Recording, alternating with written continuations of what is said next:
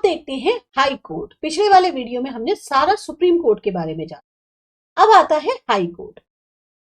जो हमारा पिरामिड है, हायरार्किकल पिरामिड इंडियन जुडिशरी का, उसमें एक की पोजीशन ऑक्यूपाई करी गई है स्टेट लेवल पर हाई कोर्ट्स के द्वारा। हाई कोर्ट टॉप कोर्ट माना जाता है स्टेट लेवल पे। कॉन्स्टिट्यूशन ने जो है हर एक स्टेट के लिए एक हाई कोर्ट बनाया है। प्रेसिडेंट के पास पावर होती है कि वो एक हाई कोर्ट बनाए 2 या 2 से ज्यादा स्टेट्स के लिए। इंडिया में कॉमन एक हाई कोर्ट होता है, जैसे स्टेट्स ऑफ पंजाब, हरियाणा और चंडीगढ़। इसी तरीके से जो ज्यूरिसडिक्शन है हाई कोर्ट ऑफ असम का, उसमें स्टेट्स आते हैं मणिपुर, मेघालय, नागालैंड, त्रिपुरा, मिजोरम और अरुणाचल प्रदेश का। अब हाई कोर्ट की फॉर्मेशन देखते हैं।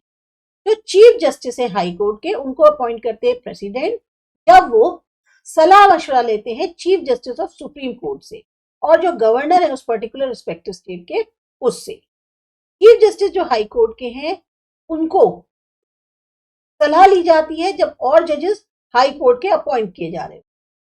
प्रेसिडेंट एक रिप्रेजेंटेटिव होते हैं प्राइम मिनिस्टर के और कैबिनेट ऑफ मिनिस्टर्स के, और इसीलिए प्रेसिडेंट ही जो है वो चीफ जस्टिस अपॉइंट कर सकते हैं जब वो प्राइम मिनिस्टर और कैबिनेट ऑफ मिनिस्टर्स के साथ सलाह मशवरा करते हैं। एज लिमिट जो जजेस ऑफ हाई कोर्ट की है वो 62 ईयर्स है। वो रेजिग्नेशन दे सकते हैं अपना प्रेसिडेंट को।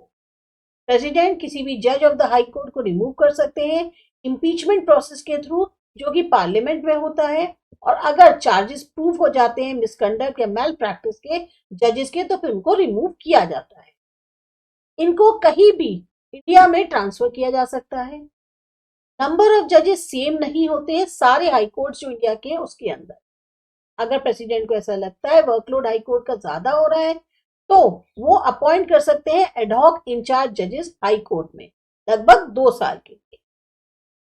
सारा काम सुप्रीम कोर्ट का और हाई कोर्ट का वो इंग्लिश लैंग्वेज में होता है। पर अगर लेजिस्लेटिव असेंबली जो है किसी भी स्टेट की एक रेजोल्यूशन पास करती है कि जो वर्क है हाई कोर्ट का उस पर्टिकुलर स्टेट से रिलेटेड, वो उसकी स्टेट की लैंग्वेज में कैरी आउट हो, तो जो वर्क है हाई कोर्ट का वो फंक्शन फिर उस स्टेट की लैंग्वेज के में किया जाता है।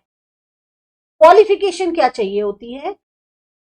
एज पर प्रोविजन कॉन्स्टिट्यूशन के, पर्सन जो है एलिजिबल है हाई कोर्ट में अपॉइंट होने के लिए सिटीजन होना चाहिए इंडिया का।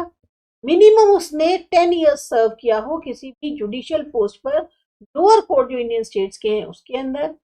10 साल का एक्सपीरियंस हो एक एडवोकेट के तौर पे हाई कोर्ट के अंदर। डिस्टिंग्विश्ड ज्यूरिस्ट हो या कॉन्स्टिट्यूशनल एक्सपर्ट हो या फेमस लॉ मेकर हो, तो प्रेसिडेंट है उनकी नजर में। और एज 62 ईयर्स से कम होनी चाहिए।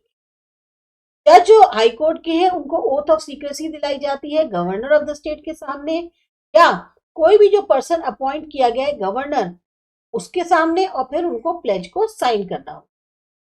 अब जैसे हमने पढ़ा था सुप्रीम कोर्ट का ज्यूरिसडिक्शन है, ऐसे ही हाई कोर्ट का ज्यूरिसडिक्शन है, उसको भी जो है 3 ज्यूरिसडिक्शन में डिवाइड किया जा सकता है। पहला आता है ओरिजिनल ज्यूरिसडिक्शन। ये जो ओरिजिनल ज्यूरिसडिक्शन है हाई कोर्ट का, इससे हाई कोर्ट को एक पावर मिलती है कि वो चाहे डायरेक्शंस हो, ऑर्डर्स हो, रिट्स हो, इनको इशू कर सकता है, जिसमें जो नेचर ऑफ हेबियस कॉर्पस है उनकी रिट्स भी शामिल हैं। किसी भी पर्सन को, अथॉरिटी को या फिर गवर्नमेंट को अगर फंडामेंटल राइट्स जो सिटीजन्स की हैं उनका वायलेशन होता है, हाई कोर्ट के पास ये अथॉरिटी है इन केसेस में जो खासतौर से related to company, marriage, divorce या एलिमनी से संबंधित होते हैं। केसेस जिनमें कोर्ट की अवमानना हो, लैंड रेवेन्यू या उसका रिम्बर्समेंट हो, लैंड रिफॉर्म्स हो, रिटर्न्स हो, सब हाई कोर्ट में करे जा सकते हैं। सारी की सारी रिट पिटीशंस जिसमें चैलेंज किया जाता है जजमेंट्स को, खासतौर से जो लोअर कोर्ट के होते हैं, सिविल हो या क्रिमिनल कोर्ट्स हो, उनको जो है हाई कोर्ट में किया जा सकता है। ये जो पिटीशंस चैलेंज करते हैं, इन जो प्रोविजंस हैं, इस तरीके के आपको जो एंट्रेंस एग्जाम्स होते हैं उसमें इस तरीके के चैलेंजेस जो है वो प्रोवाइड किए जाते हैं। फिर आता है एपेलेट ज्यूरिसडिक्शन। एपेलेट ज्यूरिसडिक्शन में हाई कोर्ट के कोर्ट जो है वो सुन सकता है पिटीशंस जो कि सिविल और क्रिमिनल केसेस के अगेंस्ट है। कोई भी पेटिशन चैलेंज कर रहा है अगर जजमेंट लोअर कोर्ट का या ट्रिब्यूनल का, उसको हाई कोर्ट में हम उसकी चैलेंज कर सकते हैं। कैसे? अगर जैसे सेशन कोर्ट ने एक जजमेंट इशू किया है जिसमें उसने एक एक्यूज को पनिश किया है 4 साल से ज्यादा के लिए, तो पेटिशनर जो है चैलेंज कर सकता है जजमेंट हाई कोर्ट में। इसी तरीके से अगर बाय चांस एक्यूज को एक कहते हैं ना वो जो फाइन भरने का कैपिटल पनिशमेंट देके सेशंस कोर्ट ने छोड़ दिया मर्डर के केस में, यानी कि उसको बहुत ही कम सजा दी जिसको उसको मिलनी चाहिए थी, तो ऐसे में जजमेंट जो है चैलेंज किया जा सकता है हाई कोर्ट के अंदर। वो पेटिशनर जो कि अनसेटिस्फाइड है ट्रिब्यूनल के जजमेंट से, वो भी हाई कोर्ट अप्रोच कर सकता है। तो हाई कोर्ट के पास पावर है कि वो डिसाइड कर सके उन इंपॉर्टेंट क्वेश्चंस पे जो कि लॉ से संबंधित हैं, में कॉन्स्टिट्यूशनल इंटरप्रिटेशन भी शामिल है। थर्ड आता है एडमिनिस्ट्रेटिव ज्यूरिसडिक्शन। हर हाई कोर्ट के पास ये अथॉरिटी है, पावर है कि वो सुपरवाइज कर सके जो भी सब ऑर्डिनेट कोर्ट्स हैं, ट्रिब्यूनल्स हैं स्टेट के या उनके रीजन के, उनकी जो वर्किंग्स है उनको वो सुपरवाइज कर सके। अगर हाई कोर्ट को ऐसा लगता है कि बहुत जरूरी है तो वो जो है सब ऑर्डिनेट कोर्ट से पेपर्स मांग सकता है और फिर उसके बाद उस केस की प्रोसीडिंग्स आगे बढ़ेंगी। कोर्ट जो है वो जनरल लॉज फ्रेम कर सकता है प्रोसीजर को कंट्रोल करने के लिए, फंक्शनिंग को करने के लिए कंट्रोल कोर्ट्स की जो उसके पावर में आते हैं। इस तरह से उसके पास पावर होती है, वो डिसाइड कर सकता है क्राइटेरिया, टेबुलर फॉर्म्स, अलग अलग तरीके की जो फीस हैं उनके लिए।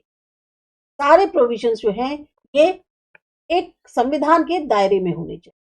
हाई कोर्ट गाइड कर सकता है, डायरेक्ट कर सकता है सब ऑर्डिनेट कोर्ट्स को जो भी संबंधित मैटर्स होते हैं रिकॉर्ड्स और एंट्रीज को मेंटेन करने।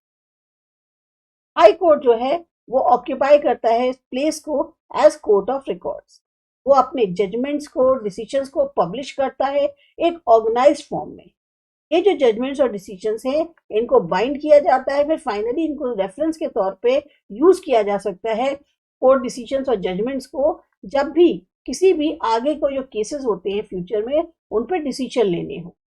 लॉयर्स इन पब्लिश जजमेंट्स और डिसीजंस को यूज कर सकते हैं सिटिकेशंस के तौर पे जब भी वो किसी केस की पैरवी कर रहे हैं। कोर्ट के पास पावर है कि वो अगर कोर्ट की अवमानना हो तो पनिश कर सके।